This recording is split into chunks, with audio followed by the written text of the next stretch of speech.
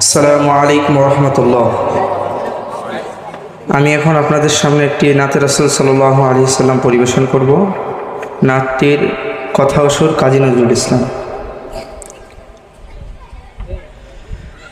আল্লাহকে যে পাইতে চায়, হযরতকে ভালোবেসে, আল্লাহকে যে পাইতে চায়, হযরতকে ভালোবেসে, আরশ কুরসি লৌহ কালাম না চাহিতে পেয়েছে সে, হযরতকে